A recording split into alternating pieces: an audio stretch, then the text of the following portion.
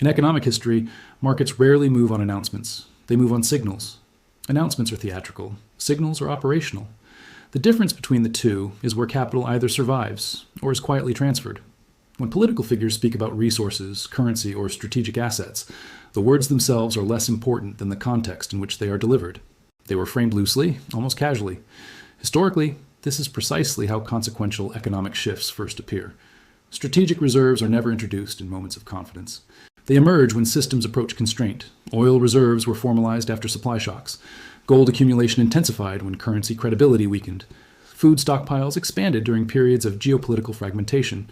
In every case, the sequence followed the same pattern. Stress first, signaling second, confirmation last. Silver occupies a unique position in this pattern. It is widely perceived as secondary, less prestigious than gold, less discussed than oil, less visible than currency. That perception itself is the signal. Throughout history, the most strategically valuable assets are often the least discussed until their absence becomes destabilizing. The modern financial system treats silver as a commodity trade. States do not.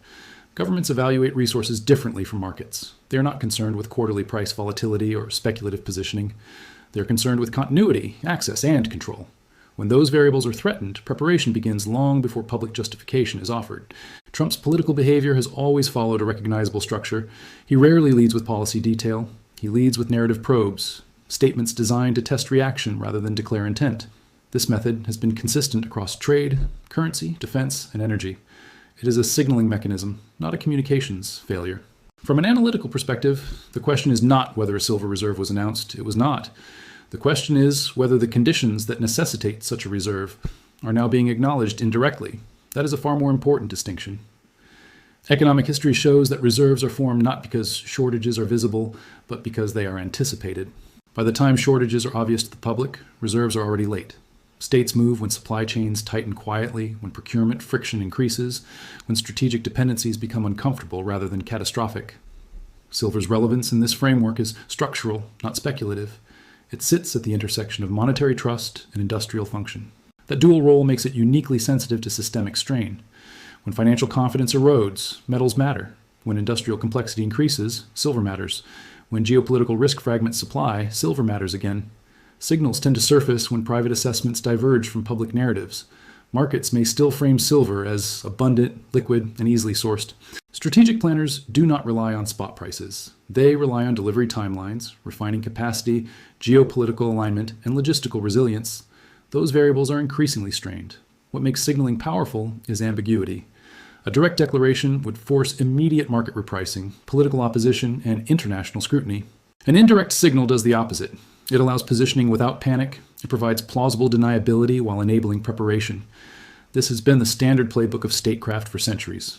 For business leaders and capital allocators, the danger lies in dismissing signals because they lack confirmation.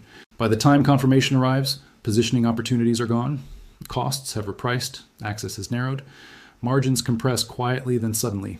This is why early signals matter more than late clarity. The absence of formal policy does not imply the absence of intent. In strategic economics, intent is often hidden precisely because revealing it too early is destabilizing. Part 1 establishes a foundational principle. Markets react to outcomes, but states act on anticipation. When a political figure introduces ambiguity around strategic resources, it is rarely accidental. It is a probe into market sensitivity, institutional readiness, and public awareness. Whether or not a silver reserve is ever formally declared is almost irrelevant. The signal suggests that silver is being reevaluated not as a trade, but as a strategic variable. For those responsible for allocating capital, managing supply chains, or building long-term enterprises, ignoring that shift is not neutral. It is a decision, one that history has rarely rewarded. To understand why silver has re-entered strategic consideration, it is necessary to separate perception from function. The public discourse treats silver as a volatile commodity, useful but replaceable. Strategic analysis reaches a different conclusion. Silver is not important because of its price. It is important because of where it sits inside modern systems that no longer tolerate interruption. Silver occupies a dual role that very few materials share. It is both a monetary metal and an industrial input. That combination makes it structurally sensitive to stress from multiple directions at once. When financial confidence weakens, silver's monetary history becomes relevant again. When industrial complexity increases, its physical properties become indispensable. The overlap between those two dynamics is where strategic concern emerges. On the industrial side, silver is not optional. It is the most electrically conductive metal known. That single property embeds it deeply into energy transmission, electronics, medical equipment, defense systems, and advanced manufacturing. As economies digitize, electrify, and automate, silver intensity rises, not linearly, but cumulatively. Each new layer of a technological sophistication increases dependency rather than reducing it. Unlike many industrial metals, silver has limited substitution capacity. Copper can be replaced at higher cost. Aluminum can be engineered around. Rare earths can be diversified geographically. Silver, by contrast, loses its defining advantage when substituted. There is no alternative material that performs as efficiently across as many applications simultaneously. Supply, however, does not respond to demand in a flexible way. Most silver production is a byproduct of mining for other metals. That means supply does not increase simply because silver demand rises. It increases only if copper, zinc, or lead production expands. And those expansions are driven by entirely different economic incentives. This structural rigidity is often misunderstood by markets, but never ignored by planners. Compounding this constraint is the decline in ore grades globally. It now takes more material, more energy, and more time to extract the same amount of silver as it did decades ago. Environmental regulation, permitting delays, and capital discipline within mining further restrict expansion. Supply growth is slow by design, not by accident. Demand, meanwhile, is becoming less discretionary. Energy transition policies, grid modernization, and defense modernization all rely on silver-heavy components. These are not consumer choices that can be deferred easily. They are infrastructure commitments embedded into national policy. Once initiated, they must be supplied regardless of market conditions. This creates a structural asymmetry. Demand can accelerate quickly through policy or technology shifts. Supply cannot. When such asymmetries persist, strategic vulnerabilities form long before prices react meaningfully. States do not wait for price spikes to validate concern. They monitor throughput, delivery reliability, and geopolitical exposure. Silver's geographic supply chain adds another layer of fragility. Mining, refining, and fabrication are often spread across jurisdictions with diverging political interests. Refining capacity, in particular, is concentrated and sensitive to trade disruption. In a fragmented geopolitical environment, reliance on externally controlled processing becomes a strategic risk. From a reserve perspective, this matters. Reserves are not built to speculate on appreciation. They are built to ensure access under conditions where markets may fail to allocate efficiently. In times of stress, price signals become noisy. Physical availability becomes decisive. This is why silver's relevance increases precisely when it appears unremarkable. When markets are calm, strategic materials look abundant. When stress arrives, they disappear quietly, rerouted, reprioritized, or withheld. By the time shortages surface publicly, the underlying constraints have usually existed for years. The timing question is therefore not speculative, it is contextual. Rising debt levels, strained energy systems, remilitarization, and supply chain renationalization all point toward a world less tolerant of friction. In such an environment, materials that enable both financial confidence and industrial continuity gain strategic weight. Silver fits that profile more cleanly than most assets discussed in public forums. It is not loud enough to attract early attention. It is not scarce enough to cause immediate alarm. And yet, it is critical enough that its absence would cascade across systems. This combination, indispensable, constrained, and underappreciated, is precisely what draws state interest. Strategic planning rarely focuses on what is already expensive. It focuses on what is quietly becoming irreplaceable, clarifies the underlying logic. Silver's renewed relevance is not ideological or political, it is mechanical. The question is no longer whether silver matters. The question is how institutions behave when they realize it matters more than markets currently assume. That behavior, in its historical consistency, forms the basis of the next stage of analysis. Have you ever wondered why countries sometimes make decisions that seem completely illogical, especially when they're under immense pressure? It's a puzzle that has fascinated political scientists for centuries. What if I told you there's a hidden logic at play, a kind of strategic playbook that kicks in when a nation's back is against the wall? Today, we're diving deep into what I call the reserve logic, the fascinating and often counterintuitive ways states act under pressure. Think about a chess game. A grandmaster isn't just thinking about their next move, they're thinking 10 moves ahead, anticipating every possible response from their opponent. Now, imagine that chessboard is the entire world, and the pieces are entire nations with economies, armies, and millions of people. When a country faces a severe crisis, be it an economic collapse, a natural disaster, or a military threat, its leaders are forced to play this high-stakes game. The normal rules of politics and diplomacy can sometimes go out the window. This is where the reserve logic comes into play. It's the set of emergency protocols, the unconventional strategies that nations hold in reserve for desperate times. The first key element is the centralization of power. During a crisis, decision-making often becomes highly concentrated. Committees are bypassed, debates are shortened, and a small group of leaders, or even a single leader, takes the reins. Why? Because speed and decisiveness are seen as critical for survival. A slow democratic process might be ideal in peacetime, but in a crisis, it can be a fatal handicap. We see this throughout history, where governments grant themselves emergency powers to act swiftly. It's a trade-off, sacrificing some procedural norms for immediate, decisive action. Next, there's the principle of economic triage. Imagine a hospital emergency room after a major accident. Doctors have to make tough choices, prioritizing patients with the most life-threatening injuries. Nations under pressure do something similar with their economies. They identify core, must-save industries, often related to defense, energy, or food production, and pour resources into them, even if it means other sectors have to suffer. This might look like nationalizing key companies, imposing strict price controls, or rationing essential goods. It's not about what's fair in the long run. It's about what keeps the state functioning right now. The goal is to prevent a total systemic collapse, even at great economic cost. Another fascinating aspect of the reserve logic is what we could call strategic ambiguity. When a state is in a weakened position, being predictable can be dangerous. Instead, leaders might deliberately send mixed signals to their adversaries. They might issue a strong threat one day and offer an olive branch the next. This isn't a sign of confusion. It's a calculated strategy to keep opponents off balance, to buy precious time, and to create space for negotiation without appearing weak.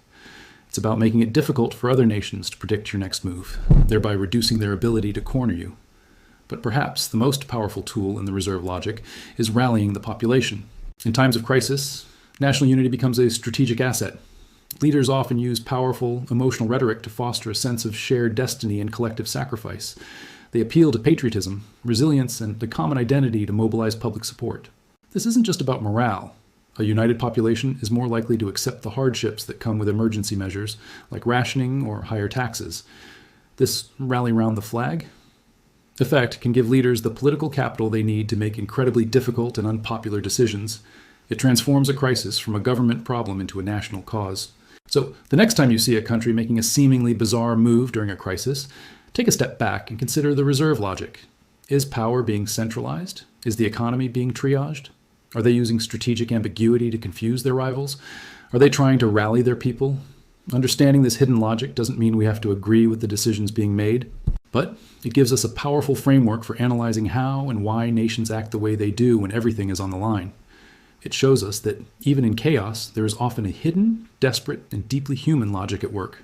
Have you ever wondered why some countries seem to play a different game in the global market? It's not just about business, it's about survival. Today, we're diving deep into a powerful concept, state-level reserve logic. This isn't just theory, it's the hidden force shaping international capital, business decisions, and grand strategy. First, let's break down what reserve logic means. At its core, it's a nation's strategy to accumulate and manage essential resources. Think of it like a country's emergency fund, but instead of just cash, it's filled with things like foreign currency, gold, oil, and even critical technologies. This isn't about getting rich, it's about ensuring stability and security in a volatile world. For a country, running out of these reserves is like a household running out of money. It leads to crisis. So, what are these critical reserves? The most obvious one is foreign exchange, especially US dollars. The dollar is the world's primary currency for trade, so countries need a lot of it to buy essential goods like oil and food. Without enough dollars, a country can't import what it needs, and its economy can grind to a halt. This is why many nations work hard to maintain a trade surplus, exporting more than they import, to build up their dollar reserves. Another key reserve is gold. For centuries, gold has been the ultimate safe haven asset. It's not tied to any single country's economy, so during times of global uncertainty, its value often rises. Countries hold gold as a hedge, a financial cushion against political instability or a major currency crisis. It's a timeless symbol of financial strength and independence. But reserves go far beyond just money and gold. Think about energy. A country's strategic petroleum reserve is a massive stockpile of crude oil.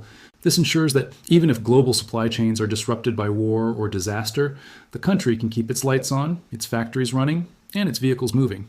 Energy security is national security. A nation that controls its energy supply has a powerful advantage on the world stage. And what about food? Food security is another pillar of state-level reserves. A country needs to be able to feed its people no matter what. This means stockpiling grains like wheat and rice, and also ensuring the long-term health of its agricultural sector.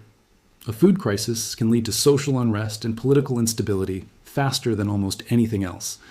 In the 21st century, A new type of reserve has become incredibly important: technology, specifically core technologies like semiconductor chips. These tiny components are the brains behind everything from our smartphones to our military hardware. A country that can't produce or reliably acquire advanced chips is at a massive strategic disadvantage. This is why we're seeing a global chip war, with nations investing billions to build their own semiconductor industries. It's a race for technological sovereignty. Now let's connect this back to business and capital. How does this national level thinking affect the corporate world? Well, it changes the entire landscape. When a country prioritizes building reserves, it directly influences where capital flows. Governments might offer subsidies or tax breaks to companies in key industries, like chip manufacturing or renewable energy, to encourage domestic production. This is industrial policy in action. For businesses, this means you can't just think about profit margins. You have to understand the strategic priorities of the countries you operate in. A business that aligns with a nation's reserve-building goals is likely to receive support and favorable treatment. For example, if a country is trying to build its technological reserves, a foreign tech company willing to transfer knowledge or build local R&D centers will be welcomed with open arms. Conversely, a business that's seen as a threat to a nation's strategic security will face major headwinds. We see this with restrictions on foreign investment in sensitive sectors or with export controls on critical technologies. The government's goal isn't to help or hinder a specific company. It's to protect and enhance its national reserves. This logic also reshapes global supply chains. The pandemic and recent geopolitical tensions have shown everyone the danger of relying on a single country for essential goods. The old model of just-in-time manufacturing, focused purely on efficiency, is being replaced by a just-in-case model focused on resilience. Countries are now pushing for friendshoring or nearshoring, moving production to allied nations or closer to home, even if it's more expensive. Security is trumping efficiency. For investors, this shift is a game changer. The most profitable investments of the next decade might not be in consumer tech or social media. Instead, they could be in the sectors that are critical to national reserves: semiconductors, green energy, advanced manufacturing, and agricultural technology. Capital will follow strategy. Where governments are spending to build resilience, private capital will see an opportunity. Let's look at a concrete example: electric vehicles and batteries. Why are so many countries pouring money into this industry? It's not just about climate change. It's about energy security. By transitioning to EVs, a country can reduce its dependence on imported oil, a massive strategic vulnerability. The batteries themselves rely on critical minerals like lithium and cobalt, which are now becoming strategic reserves in their own right. The race to control the battery supply chain is a perfect illustration of reserve logic in action. So, what's the big takeaway for business leaders and strategists? You need to develop a new kind of geopolitical literacy. You need to look at a world map and see not just markets, but also spheres of influence and strategic competition. Ask yourself, what are this country's core insecurities? What reserves is it trying to build? How can my business align with those goals? This doesn't mean that traditional business principles are obsolete. You still need a great product and a solid financial model. But in this new era, that's not enough. The most successful companies will be those that understand the interplay between commerce and security. They will be the ones who can navigate the complex landscape where corporate strategy meets national strategy. This way of thinking forces us to reconsider risk. A supply chain that looks efficient on a spreadsheet might be incredibly risky from a geopolitical perspective. A market that looks promising today could be closed off tomorrow due to a shift in strategic priorities. Businesses must become more resilient, diversifying their operations and building redundancy into their supply chains. The logic of state reserves is fundamentally about long-term survival. It's a defensive mindset that prioritizes security and stability over short-term gains.